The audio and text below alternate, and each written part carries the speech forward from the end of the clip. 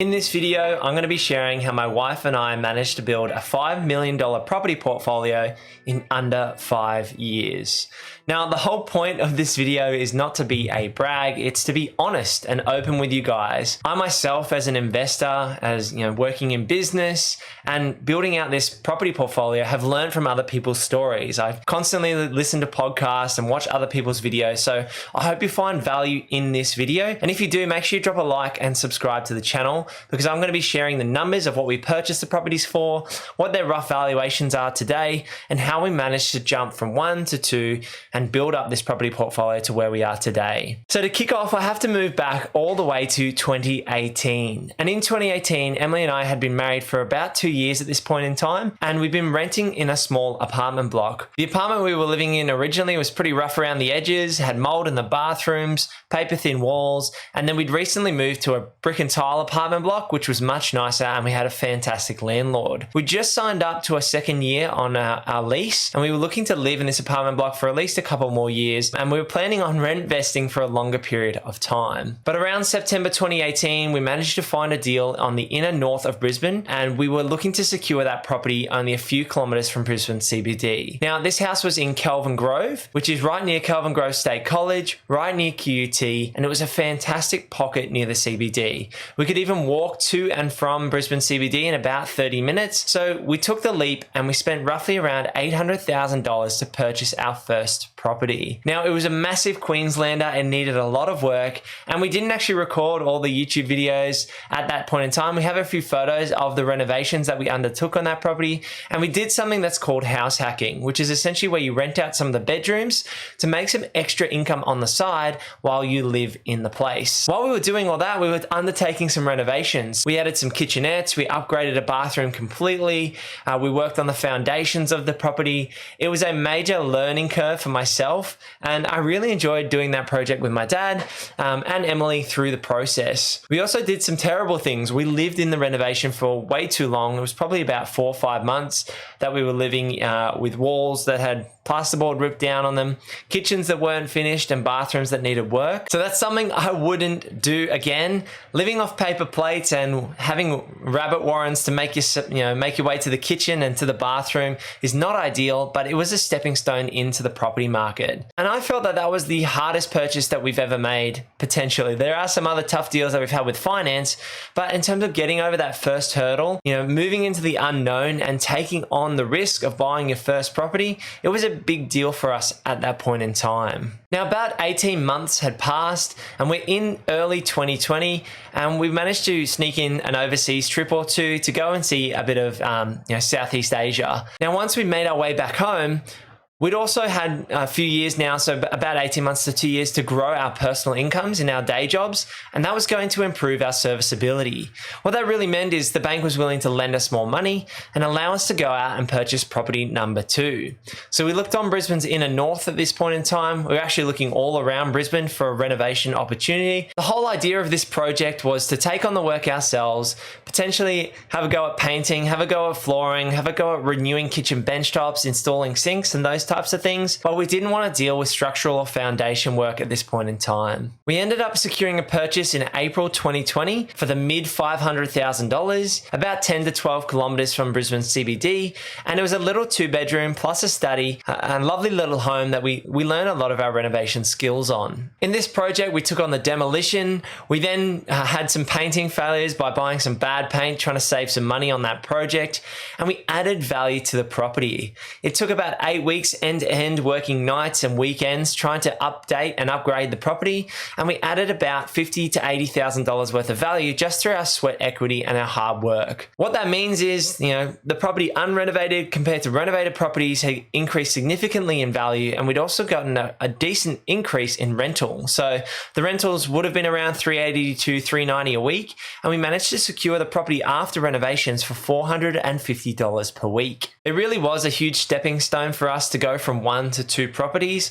And once we'd learned how to finance and to structure that process by pulling out equity and using that equity to buy property number 2, we were ready to keep the ball rolling and go and purchase property number 3. And that's exactly what we did about 6 months later. So once we'd finished the project around about June, we rented the property out on the north side of Brisbane, and we'd had a bank valuation done about a month after that. So we're moving into late 2020. There was still a lot of concerns about property prices slumping and there being decreases in value, and there was still a lot of fear in the market. But around when we were looking to make our next purchase for property number 3, September 2020, the market was starting to creep up a little bit. We were looking again for a renovator. We were willing to take on something that was a bit tougher, and that's when we bought the triple gabled Queenslander. We bought this property for $681,000 and undertook a complete renovation on inside and outside of the property, which was not just an 8-week project, it was more like 8 months, where I would spend my days, nights, and weekends working with them on this property to get it up to scratch. We did a really big push in the initial instance, so the first kind of 6 to 8 weeks we spent days and nights trying to get the property as ready as we could to move in, and then we did some further renovations after moving in. So we built out the kitchen, we finished off the bathroom by tiling it ourselves, and then I eventually got to exterior painting on the home and updating the deck out front.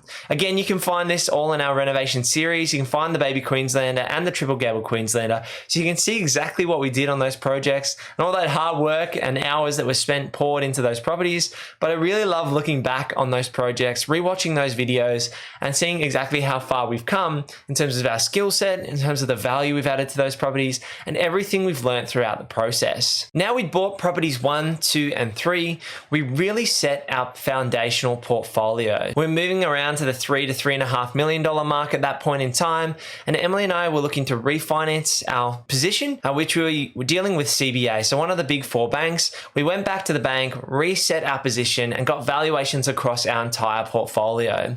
We also had been working hard to build our cash savings and our buffers up at home. Between our cash savings and the revaluation of the portfolio, we were able to gain access to a large amount of cash to potentially make another investment purchase. Now, it would be tempting for some of you out there to go and buy lots of fancy things, and we were a little bit tempted as well. We did go and upgrade our car. We've bought some, both got new cars coming in the pipeline. Hopefully I get my Suzuki Jimny in the next 18 months to 2 years.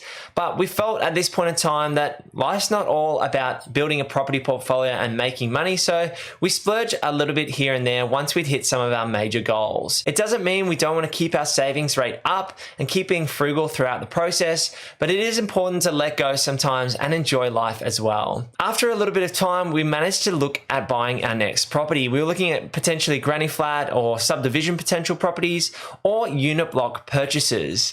Now, we'd never bought a unit block purchase before, and we were looking to expand our horizons by buying interstate. It made sense from a diversification point of view, it made sense from a land tax point of view, and we were really looking to grow the property portfolio up around that $5 million price point. In late 2021, we've been doing our research and doing our due diligence on potential property purchases, specifically unit blocks which were on one title. Now, what that means is the unit block on one title is potentially cheaper to hold as an investor because there's not individual stratas for each of the units, so they can't be sold off individually. And if you own the entire block, you get efficiencies of scale by owning the entire property. That means you only pay one set of rates. It means you can manage the entire block and get lower management fees. It really means you can control that space and reap the cash flows and benefits from owning that property. So we were moving from our foundational portfolio into the cash flow play, and that's why we were looking at that large unit block purchase. After some unsuccessful attempts on buying some unit blocks, we managed to secure a purchase in Coffs Harbour, which is a large regional location, and we bought a block of 4 units. Well, it's a house at the front and 3 units at the back. So it's a large medium density residential block, around about 1,000 square meters, and we bought it for $1.4 million, and it reaps quite strong yields above 5.5% yield on purchase price. What's next for our property portfolio? Now we've reached roughly the $5 million mark in terms of valuation. What are we looking to do moving forward with each of these properties, and how can we structure ourselves to continue to grow our property portfolio? So I guess our plans with each of the properties. So our very first property, we actually plan on going back and continuing some renovations on that property. The exterior is a mustard yellow. Some of the interiors could do with updating. We've got yellow, we've got some green, we've got some pink walls inside. And so we want to slowly update that property over time. What that means is I'm going to get up on a ladder hopefully in the next 12 months. And we're going to be painting that property. So turn it from that mustard yellow. We're thinking of going of kind of a Casper white or a Whisper white. Probably Lexicon as well, so a light grey white on the exterior and matched up with Monument as well. So some lovely white and black themes which we love in our renovations, and that will really add value to that property. In terms of the north side property, so our second purchase, the baby Queenslander, we're just going to let that sit. It's just been re-tenanted. We've got new tenants moving in. We're going to let that property just sit on the sidelines, continue to grow over time, and it doesn't really need any work in the immediate future. For property number 3, which is the triple Gable Queenslander, we actually plan in say 5 or 6 years to lift this house up, build in underneath and turn it from a 2-bedroom plus a study and a sleep out into more of a 4-bedroom plus 2.5 bath home with a larger living and dining spaces and a large deck off the back. Em's been building our future home in The Sims. I think it's The Sims 4. So in terms of our architects and our designs, that's where we're at the moment, building in Sims, and eventually we'll engage an architect to turn our designs and our concept into realistic plans, and then eventually engage a builder in hopefully about 5 or 6 years to go and undertake this major renovation. In the meantime, with this house, it is our principal place of residence, but we really do see it as an investment because of the capital gains we've been able to create from this property.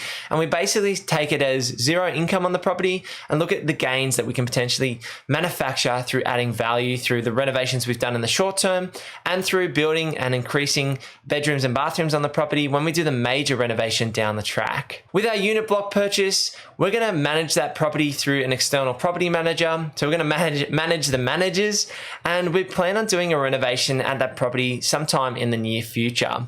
Probably in the next 2 to 3 years, we'll go down and update the kitchens and bathrooms, just give the place a bit of a facelift, not spend too much money. And I quite enjoy renovating, as you guys may have seen on the YouTube channel. So I want to take you along for that ride. And after all that, so it might be 18 months to 2 years until we make our next property purchase. I have some really exciting news, and I'm going to reveal to you guys now that Emily and I are actually expecting a baby. So in about 6 to 8 weeks time, things are going to be a little bit hectic for us, but it's been a really exciting journey to build our portfolio up to that $5 million mark. And now we've got all of that foundational property portfolio set in place. We've got strong cash flows coming through the property. We can now focus on our family, and then we'll look to build out our property portfolio in the next 2 to 3 years. I'm always itching to find another deal, to find another renovation.